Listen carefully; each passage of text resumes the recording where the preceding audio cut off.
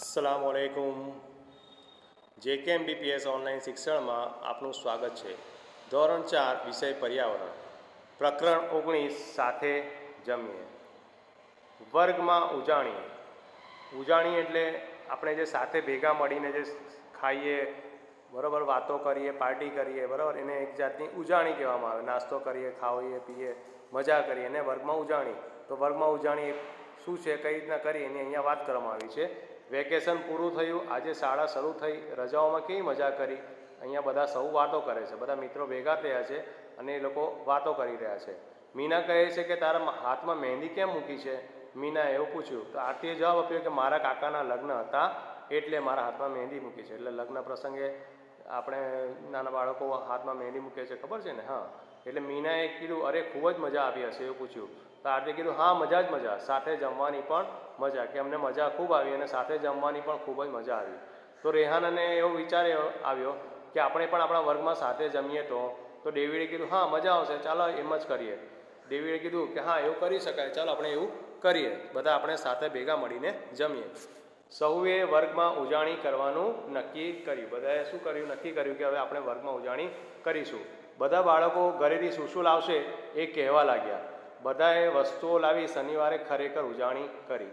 બાળકોએ નક્કી કરી લીધું કે ભાઈ કોણ કઈ વાનગી લઈને આવશે, એ દરેક બાળકે નક્કી કરી લીધું, બરાબર। અને પછી બધાએ શનિવારે ઉજાણી કરી અને જાત જાતનું એમને ખાવાનું મળ્યું, કારણ કે દરેક બાળકો પોતપોતાના ઘરેથી વિવિધ પ્રકારનો વાનગીઓ નાસ્તો લઈને આવ્યા હતા, એટલે બધાએ ભેગા મળી અને જાત જાતનું બધાએ ખાધું, એટલે બધાને દરેકને અલગ અલગ જાતનું ખાવાનું પણ મળ્યું। બધા સાથે રમ્યા પણ અને ગીતો પણ ગાયા અને નાચ્યા, એટલે અમે બધાએ ખૂબ મજા કરી।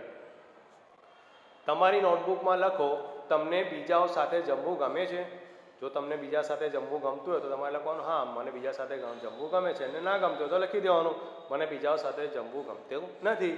કયા પ્રસંગમાં તમે તમારા મિત્રો સાથે જમો છો? કયા એવા પ્રસંગ હોય કે જ્યારે તમે એવો મોકો મળે કે તમે તમારા મિત્રો સાથે જમી શકો? તો લગ્ન પ્રસંગ હોય, તમે કોઈ જન્મદિવસ ઉજાણી હોય, તમે પિકનિકમાં ગયા હોય, બરાબર, તો એવા કયા કયા પ્રસંગો છે તમારે લખવાના કે આવા પ્રસંગે અમે અમારા મિત્રો સાથે જમ્યા છીએ। તમે તમારા વર્ગમાં ક્યારે ઉજાણી કરી છે અને ક્યારે? તમે ઉજાણી કઈ રીતે કરી એના વિશે તમારે લખવાનું। તમે તમારા મિત્રો ઉજાણી માટે શું લાવ્યા હતા? તમે અને તમારા મિત્રો ઉજાણી માટે કઈ કઈ વાનગીઓ લાવ્યા હતી તમારે લખવાનું। તમે બધા શું જમ્યા હતા? તમે તમારી ઉજાણી માટે કોને આમંત્રણ આપ્યું હતું? ઉજાણીમાં કોણ ન આવ્યું અને શા માટે, એ પણ તમારે તમારી નોટબુકમાં જાતે લખવાનું જો ઉજાણી કરી હોય તો। ઉત્તરાયણ ઉજવીએ। ઉત્તરાયણ પતંગોનો તહેવાર છે, તો અહીંયા એના ઉજવણી વિશેની વાત કરવામાં આવી છે। પિંકી વહેલી સવારે ઉઠી તેના મિત્રો સેજલ, આયુષ, તનવીર, ફાતેમા અને ઇકબાલને પોતાના ઘરે બોલાવવા દોડી। આજે ઉત્તરાયણ છે, સહુ આનંદમાં હતા। પિંકી સવારે શું કરે છે? વહેલી ઉઠે છે અને તેના મિત્રો જે છે એમને બોલાવવા જાય છે। અને એમના મિત્રો કોણ કોણ છે? સેજલ, આયુષ, તનવીર, ફાતેમા અને ઇકબાલ, એમને ઘરે બોલાવવા ગઈ કે ચાલો આપણે ઘરે ઉત્તરાયણનો તહેવાર ઉજવીશું, બરાબર। એટલે બધા એ લોકો બહુ સૌ આનંદમાં હતા। ઉત્તરાયણ ઉજવવા તેમણે ખાસ તૈયારી પણ કરી હતી, અને ઉત્તરાયણ કેવી રીતે ઉજવશે એના વિશે આપણે અહીંયા વાત કરીશું।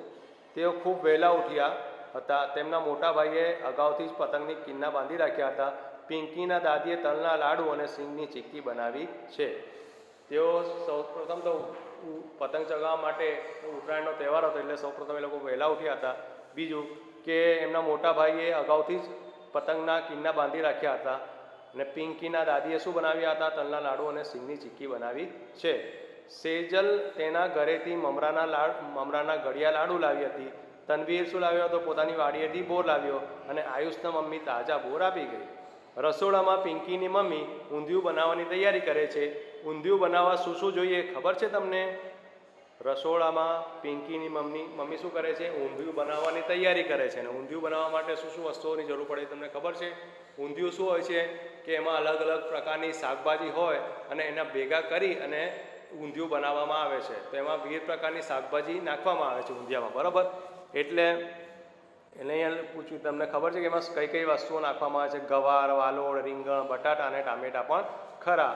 કેપ્સિકમ એટલે શિમલા મરચાં, લીલા ધાણા અને આદુ જેવા મસાલા પણ એમાં જોઈએ। શક્કરિયા, સુરણ, રતાળું વગર તો ઊંધિયાની મજા જ નહીં, બરાબર। એટલે એમાં ઊંધિયામાં આ બધી વસ્તુઓ તો આવે જ, અને એની સાથે શક્કરિયા, સુરણ અને રતાળું પણ એમાં નાખીએ તો ઊંધિયાની મજા વધી જ જાય, બરાબર. મમ્મીએ મેથીના ભાજીના વડા પણ તેમાં ઉમેર્યા. એમાં બીજું બી શું ઉમેર્યું? મેથીની ભાજીના વડા. ઇકબાલ તો આટલું બધું જોઈ અચરજ પામ્યો, એને નવાઈ લાગી. દાદીમાં ગરમા ગરમ જલેબી ઉતારતા હતા. સૌએ ખાવાનું શરૂ કર્યું. એમને ઊંધિયાની સાથે બીજું શું વસ્તુઓ મીઠાઈ તરીકે વપરાઈ હતી? અહીંયા ગરમા ગરમ જલેબી એના દાદી બનાવી રહ્યા હતા. સહુ હવે પતંગ ચગાવવા અગાસીએ ગયા. કોઈએ પતંગ ચગાવ્યો તો કોઈએ ફિરકી પકડી. હવે બધા ક્યાં ગયા? પતંગ ચગાવવા માટે અગાસીએ ગયા. કોઈએ પતંગ ચગાવ્યો તો કોઈએ શું કર્યું? ફિરકી પકડી. એ કાપ્યો, એ ગયો, એવી બૂમો પાડતા પાડતા ગીતો પણ બધાએ ગાયા. આખો દિવસ સૂરજના તડકામાં રહ્યા. ઉત્તરાયણની એમણે ખૂબ મજા કરી. ચાલો વાત કરીએ, ઉત્તરાયણ ક્યારે ઉજવવામાં આવે છે? તમને ખબર છે ને ઉત્તરાયણ ક્યારે ઉજવવામાં આવે છે? 14મી જાન્યુઆરી. 14મી જાન્યુઆરી આપણે ઉત્તરાયણનો તહેવાર ઉજવવામાં આવે છે. અને બધા જ ધર્મના લોકો ઉત્તરાયણ ઉજવે છે, એ તમે જાણો છો કે હા, બધા જ ધર્મના લોકો ઉત્તરાયણ ઉજવે છે. ચિક્કી તલના લાડુ કેવી રીતે બને છે? બરાબર. તો અહીંયા ચિક્કીને વિવિધ વસ્તુઓમાંથી બનાવવામાં આવે છે, જેમાં સિંગની ચિક્કી વિવિધ પ્રકારની ચિક્કી વિવિધ વસ્તુઓમાંથી બનાવવામાં આવે છે. એમાં સિંગની ચિક્કી આવે, તલની ચિક્કી, રાજગરાની ચિક્કી, માવાની ચિક્કી વગેરે, બરાબર. એમાં શું કરવામાં આવે? સિંગ અને તલને ચિક્કીને બનાવવા માટે ગોળનો ઉપયોગ થાય છે. ગોળ અને થોડા પાણીને સૌપ્રથમ તો ગરમ કરવામાં આવે છે. ત્યારબાદ તેમાં સિંગ કે તલ નાખી સારી રીતે હલાવી ને તેને ઘટ્ટ જાડા મિશ્રણને થાળીમાં ઠારવા માટે પાથરવામાં આવે છે. જ્યારે ચિક્કી બનાવવાની હોય ત્યારે, ને જો લાડુ બનાવવાના હોય તો ગોલ ગોલ લાડુ બનાવીને ઠંડા કરવામાં આવે, બરાબર. ચિક્કી બનાવી હોય તો તેના ચોરસ ટુકડા કરીને ઠંડુ કરવામાં આવે તો ચિક્કી બની જાય. અને ગોલ ગોલ લાડુ બનાવીને ઠંડુ કરવામાં આવે તો તલના લાડુ બને, બરાબર. આ રીતે લાડુ બનાવવામાં આવે છે. તમારા ઘરે ઊંધિયું ઘરે બનાવો છો કે બહારથી લાવો છો? જો તમે ઘરે બનાવો છો ઊંધિયું કે બહારથી લાવો છો? અને ઊંધિયું બનાવવા અગાઉથી શું શું તૈયારી કરવી પડે? તો ઊંધિયું બનાવવા માટે આપણે આગળ જોયું કે વિવિધ પ્રકારની શાકભાજીઓ સૌપ્રથમ તો લાવવી પડે. ગવાર, વાલોળ, બરાબર. જે એમાં અલગ અલગ શાકભાજી જે નાખવામાં આવે છે, આપણે અહીંયા જોયું ને, બરાબર, કે ગવાર, વાલોળ, રીંગણ, બટાટા, ટામેટાં, બરાબર. એ સિવાય કેપ્સિકમ, લીલા મરચાં, આદુ જેવા મસાલા, પછી શક્કરિયા, સુરણ, રતાળો, બરાબર. આ બધી વસ્તુઓ લાવીને રાખવી પડે એમાં, બરાબર. અને મેથીના ભાજીના વડા પણ એમાં ઉમેરી શકાય. તો આ બધી વસ્તુઓની તૈયારી રાખવી પડે લાવીને, બરાબર. શોધી કાઢો અને કહો, ગામમાં કેટલા લોકોએ ઉત્તરાયણના દિવસે ઊંધિયું બનાવ્યું હશે? અનુમાન કરો. કેટલા લોકો ઉત્તરાયણના દિવસે ઊંધિયું બનાવે છે એવું તમારે અનુમાન કરવાનું છે, બરાબર. તમે રાત્રે પણ ઉત્તરાયણ ઉજવાતી જોઈ છે? તમને તે પસંદ આવ્યું? તમે રાત્રે ઉત્તરાયણ ઉજવતા જોઈ હશે, એ તમને ખબર જ છે કે અમુક રાત્રે આપણે ઉત્તરાયણ ઉજવતી કોઈ જગ્યાએ તમે જોઈ હોય તો એનું લખવાનું કે હા, રાત્રે પણ ઉત્તરાયણ ઉજવતી જોઈ છે. તે તમને ગમ્યું તો લખવાનું હા, મને ગમી છે. તમારા મિત્રો કયા કયા તહેવાર ઉજવે છે તે તમારે લખવાના. તે દિવસે તેઓ શું શું જમે છે? તહેવાર માટે ખાસ પ્રકારનો ખોરાક કોણ બનાવે છે? બરાબર. તમે અમુક તહેવારોમાં ખાસ પ્રકારના રંગના કપડાં પહેરો છો? ઉત્તરાયણ બીજા કયા નામથી ઓળખાય છે? તો ઉત્તરાયણ બીજા કયા નામથી ઓળખાય છે? મકર સંક્રાંતિ, બરાબર. મકર સંક્રાંતિના નામથી પણ ઓળખાય છે. મધ્યાહન ભોજન. બપોરનો 1:30 વાગ્યો છે. મેદાનમાંથી રસોઈની સુગંધ આવે છે. પેટમાં ગુળગુળ થાય છે. ભૂખને કારણે ભણવામાં પણ ધ્યાન નથી. ટન ટન ટન ટન ઘંટ વાગ્યો. બધા બાળકો હાથ ધોવા દોડ્યા. હાથ ધોયા પછી અમે હરોળમાં જમવા બેઠા. શાળામાંથી દરેકને થાળી અપાઈ. જમતા પહેલાં અમે બધાએ સાથે ગાયું. શું ગાયું? સાથે રમીએ, સાથે જમીએ, સાથે કરીએ સારા કામ, કાયમ રહેજો આપણી સાથે ઘટઘટ વસતા શ્રી ભગવાન, બરાબર. મધ્યાહન ભોજન. મધ્યાહન ભોજન જે છે એ એક પ્રકારનું બપોરના સમયે સરકારી શાળાઓમાં બપોરના સમયે જે બાળકોને ભોજન આપવામાં આવે છે એને મધ્યાહન ભોજન કહેવામાં આવે છે. તો અહીંયા એની વાત કરી છે કે બપોરના 1:30 વાગ્યાનો સમય છે અને મેદાનમાંથી રસોઈની સુગંધ આવી રહી છે અને બધાને ભૂખ પણ લાગી છે, બરાબર. જે રીતના ટન ટન ઘંટ વાગ્યો, બધા હાથ ધોવા માટે દોડ્યા અને હાથ ધોયા પછી બધા હરોળમાં જમવા માટે બેસી ગયા અને શાળામાંથી દરેકને થાળી અપાઈ. જેમાં જમતા પહેલાં બધાએ શું કર્યું? બધાએ જે આપણે ગીત ગાયું અને સાથે આજે જમવામાં શું હતું? તો કે ભાઈ ચણા ચાટ હતા, થેપલા, સૂકી ભાજી છે. ગઈકાલે એમણે શું ખાધું હતું? સુખડી અને સુખડી વેજીટેબલ ખીચડી, સુખડી અને વેજીટેબલ ખીચડી જમ્યા હતા ગઈકાલે. બરાબર. આજે શું છે? ચણા ચાટ, થેપલા અને સૂકી ભાજી. ગઈકાલે લોકો સુખડી અને વેજીટેબલ ખીચડી જમ્યા હતા. શાળામાં રસોડાની બહાર રોજના ભોજનની યાદી મૂકેલી છે, તેના પરથી ખબર પડી જાય કે આજે શું બનવાનું છે. તે તમને અઠવાડિયાના જુદા જુદા દિવસે શું મળશે તે બતાવે છે. જ્યારે અમને તિથિ ભોજનમાં મીઠાઈ મળે ત્યારે ખૂબ જ મજા આવે છે. જ્યારે અમને તિથિ ભોજન હોય ત્યારે શું મળે છે? મીઠાઈ મળે છે, ત્યારે ખૂબ મજા આવે. તિથિ ભોજન એટલે શું કે ગામના કોઈ વ્યક્તિ દ્વારા પોતાના વડીલની યાદમાં તેમની પુણ્યતિથિએ કે શાળાના બાળકોને મીઠાઈ સાથેનું જે ભોજન આપવામાં આવે ને તેને તિથિ ભોજન કહેવામાં આવે છે. બરાબર. ગામનો કોઈ વ્યક્તિ હોય, એમનો કોઈ વડીલ હોય કે જે એ મરણ પામ્યું હોય તો એમની યાદમાં એમની પુણ્યતિથિએ શાળાના બાળકોને એ લોકો ખવડાવે, એમાં મીઠાઈ સાથે જે ભોજન આપવામાં આવે એને તિથિ ભોજન કહેવામાં આવે છે. બરાબર. શાળામાં મધ્યાહન ભોજન સમયની એક બીજી રસપ્રદ વાત છે કે દરરોજમાં હરોળમાં અમે અમારી જગ્યા બદલીએ અને એક નવા બાળક સાથે રમીએ. મને તે ગમે છે કારણ કે હું નવા બાળકોને મળું છું અને નવા મિત્રો બનાવું છું. જ્યારે મધ્યાહન ભોજન થાય ત્યારે એની બીજી એક રસપ્રદ વાત શું છે કે જ્યારે લોકો હરોળમાં બેસે છે ત્યારે નક્કી ના હોય કે આજે મારી સાથે આ જ બાળક બેસે. દરેક વખતે કોઈને કોઈ નવું બાળક બેસે, એટલે દરેક બાળક સાથે મળવાનો અને તેમને મિત્ર બનાવવાનો મને સારું લાગે છે. અમારા શિક્ષક કાળજી રાખે છે કે બધાને તાજું અને ગરમ ભોજન મળે.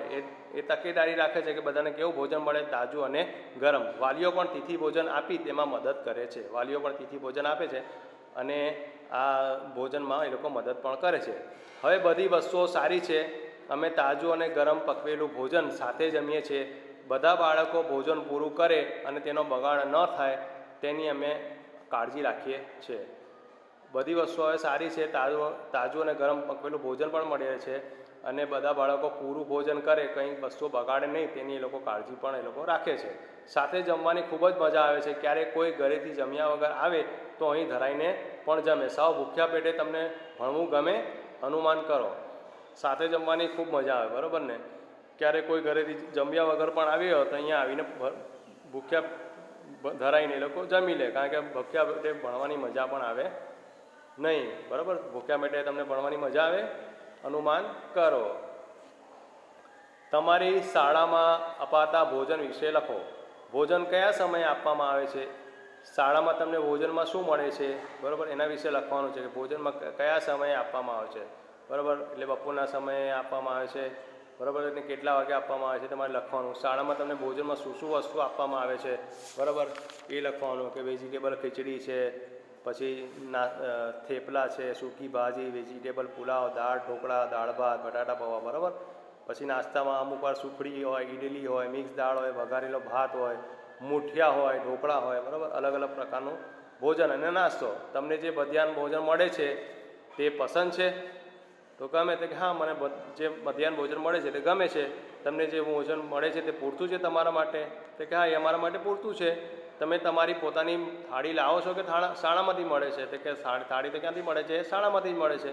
ભોજન કોણ પીરસે છે? બરાબર. એ તમારે લખવાનું. બરાબર. જે શાળામાં કાર્ય કરતા બધા પટાવાળા હોય એ લોકો ભોજન પીરસે છે. બરાબર. અમુક વાર શિક્ષક પણ એમાં મદદ કરે છે. તમારા શિક્ષક તમારી સાથે જમે છે?